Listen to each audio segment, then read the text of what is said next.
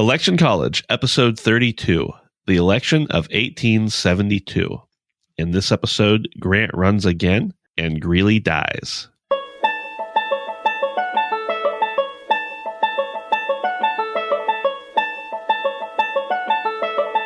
Let's throw a political party. Face it, the political scene sucks, but did it always? It's time for Election College, and class is in session. Now, your hosts, Jason Goff and Ben Smith.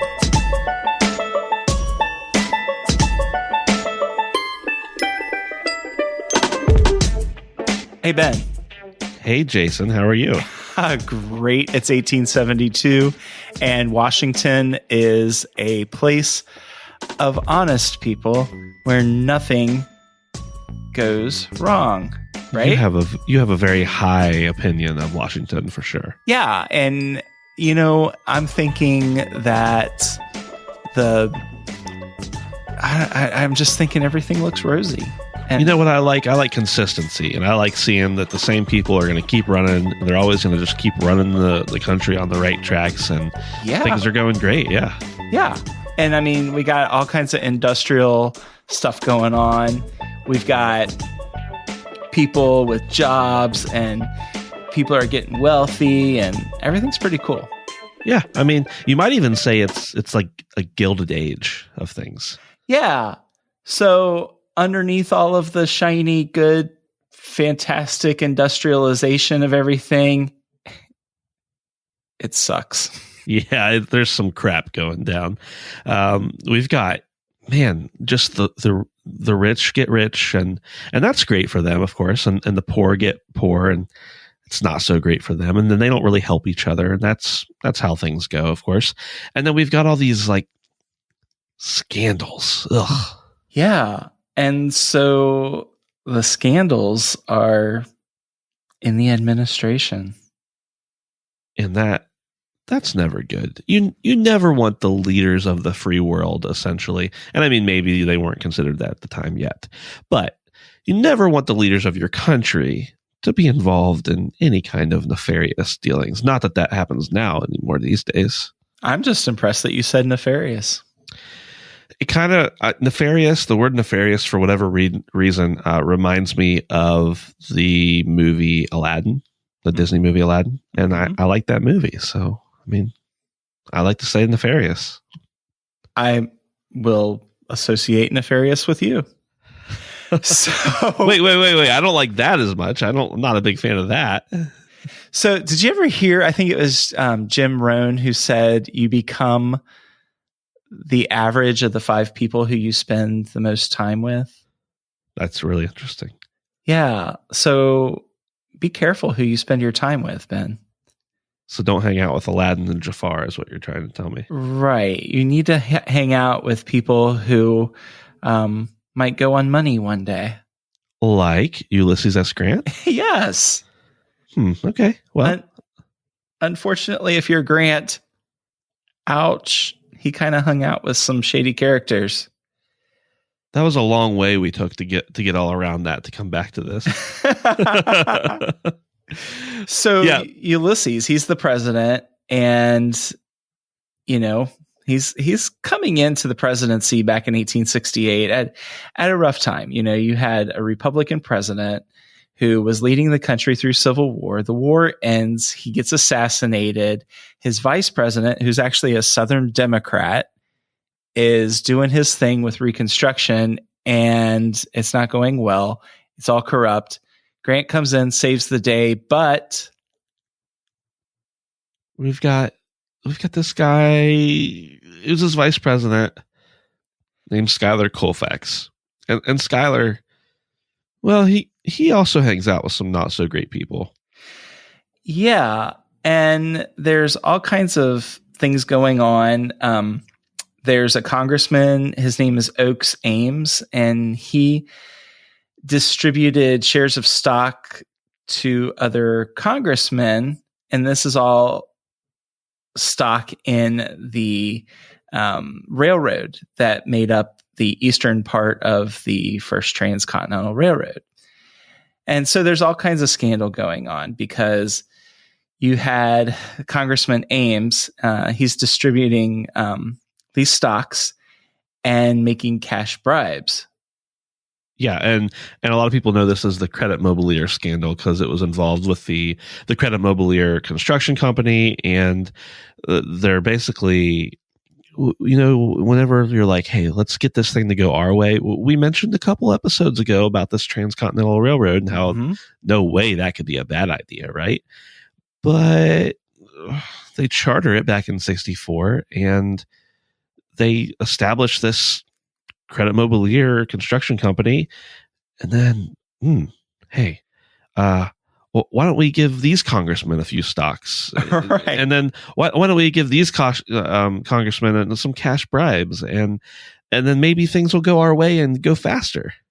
Yeah. So, needless to say, Congress really has a bad reputation because individual members of Congress stand to reap huge gains out of this whole deal. And basically, it runs really with this whole Gilded Age thing because you've got people who are in positions of power and it looks all good, but there's all kinds of nastiness underneath the surface. Right. Surface. we knew what you meant, Jason. So when that happens, like, usually you're just like, oh, we got to find a scapegoat. But here, they didn't really need a scapegoat. Like, Schuyler Colfax is firmly rooted and involved in the whole dealings with everything. So the Republican National Convention, they're like, well, I guess we shouldn't nominate him. Let's get somebody who's totally spotless, has nothing to do with any of this, who's totally blameless.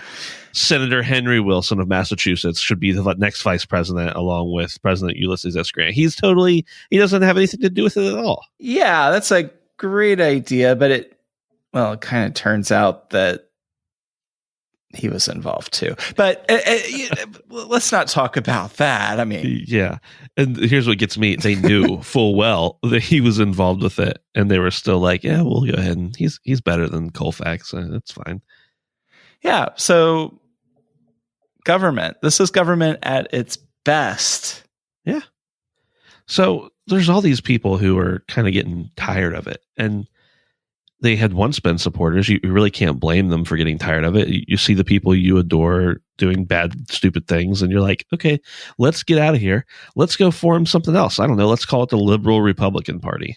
Yeah. And the people who bolted actually were like, okay, we need to get anyone in aside from these characters who are currently in. So they look to no other than the guy who is chosen by the Democrats. And that is another guy with a great neck beard, Horace Greeley. Yeah, Horace Greeley is he's a newspaper publisher. He's from New York. He's just heavily involved in political dealings. He's a good advocate for the things he believes in. And they're like, well, maybe he should be the president. And he's not Grant, and he's not tied up in all this mess, potentially, hopefully. So let's go ahead and nominate Horace Greeley. Yeah. And so it really becomes a matter of, it's not so much that we love Greeley so much, it's that we really can't stand U.S. Grant. Yeah. Yeah. That's basically the whole deal. And so the ironic thing is that Greeley was one of the most aggressive people who spoke out against the Democratic Party. So has this happened before, Ben, where you've got a guy who's nominated, he opposes all of the leaders, all of the principals? Sure. Let's nominate that guy. Let's do this one again. And then his running mate, or I guess not really running mate, but for vice president, they nominate the governor of Missouri, Benjamin Gratz Brown, to be the second in command, I suppose you could say. Yeah, it's such a good idea to nominate somebody. And I'm sorry, show me staters. What do you call Missouri people? Those who want to see much people? Yes, But, that's exactly. yeah. That's the technical name, I'm sure. During this era, like Missouri is the most politically incorrect state to get a nominee from. I mean, it just kind of is. No offense, everybody, but Yeah. You got a snowball's chance of getting elected. But we'll get back to that. So the Democrats, I mean, let's not forget about the Democrats, right? They're still around. They have their convention in Baltimore like they always do. And they're like, oh, you know what? We also have to beat U.S. Grant. We've got to destroy him. Let's get somebody that nobody's heard of. We should get a new guy that's nobody's heard of. Nobody else has ever nominated. How about Horace Greeley and Benjamin Brown? That's a fantastic idea. This makes perfect sense. Yeah, this makes perfect sense. We'll nominate the same guys as the liberal Republicans did, and then we'll be sure to win. Yeah. So, Ben, it looks like that's all there is to say about 1872, right? Well, yeah. I mean, obviously, if two parties are nominating Horace Greeley, he's going to win. Yeah. Well, you actually have a couple others. You've got the Labor Reform Party, and they're all about laboring and reforming, right? That was the most succinct definition of that party I've ever heard.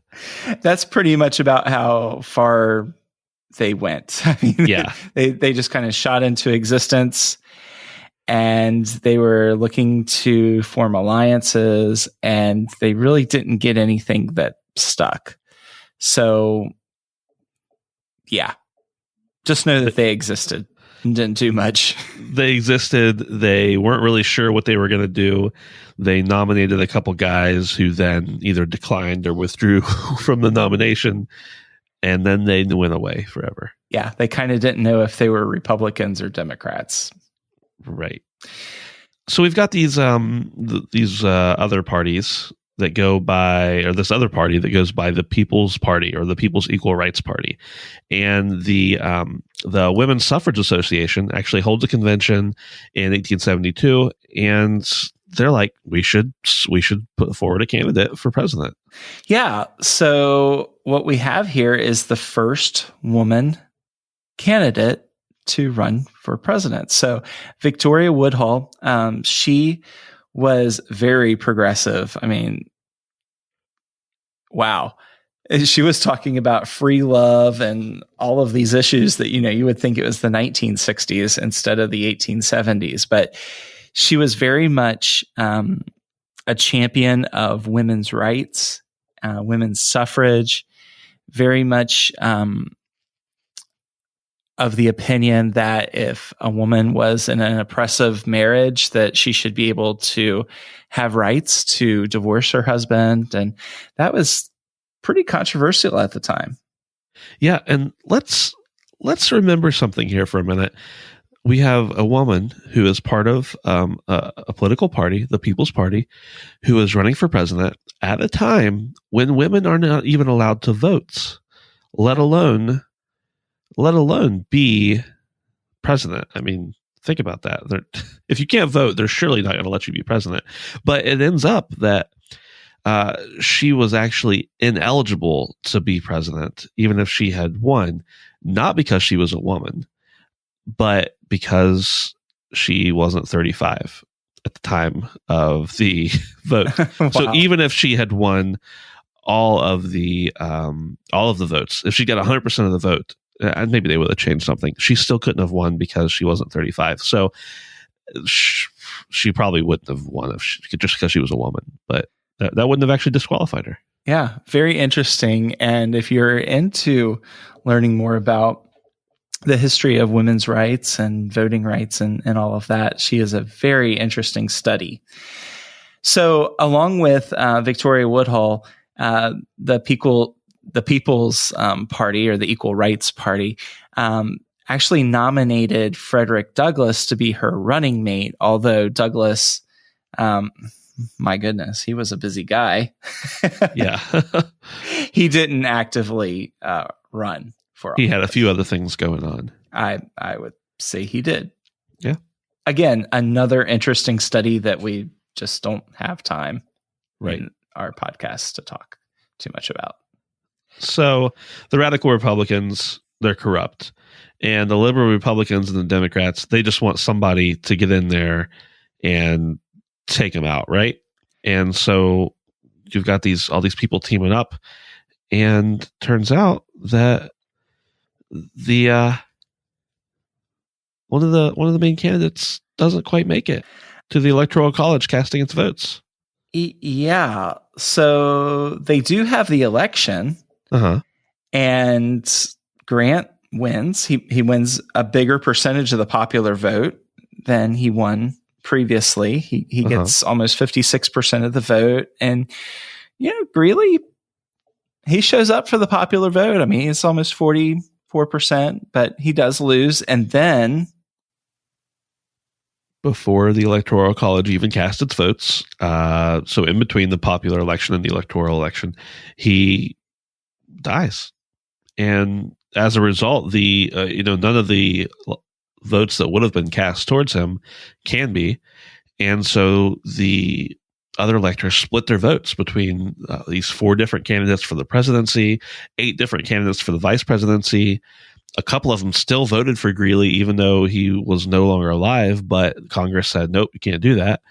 And it's just like, well, like, you got 4 different people in one party that the votes are being split between. So obviously he's not going to win.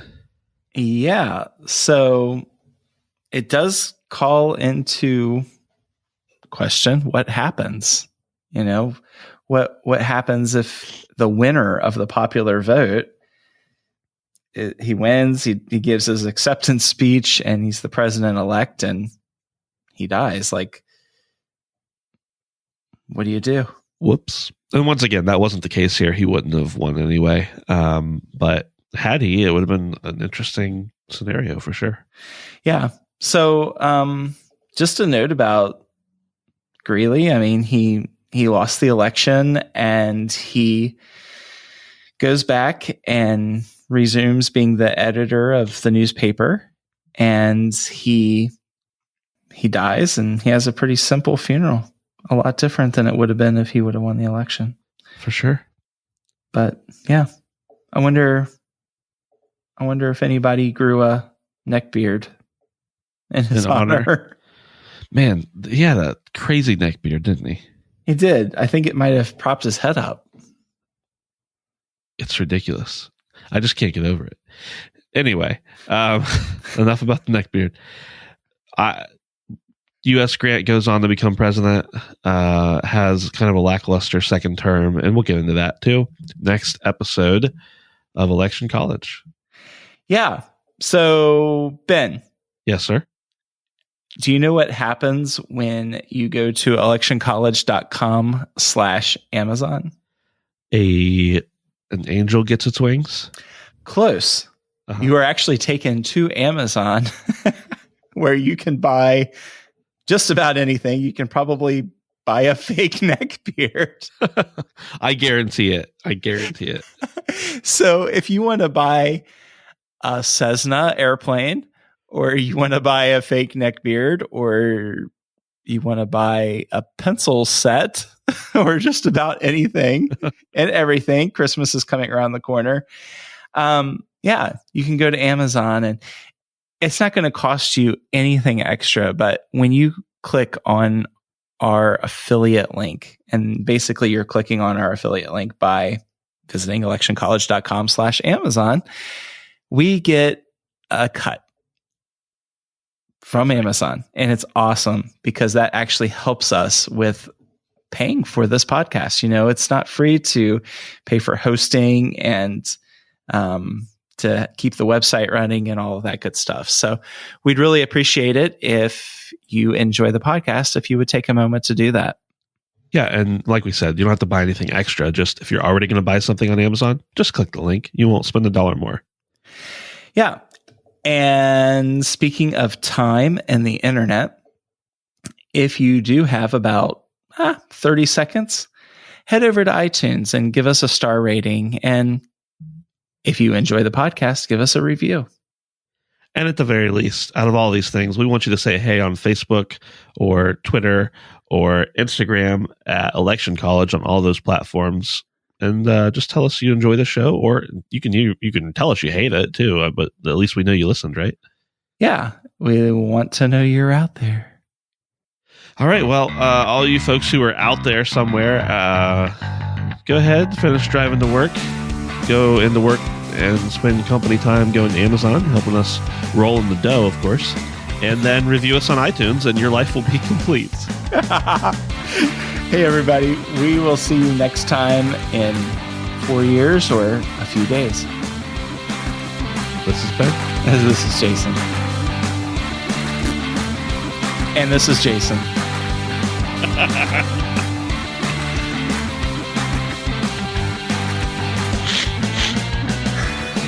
Cool.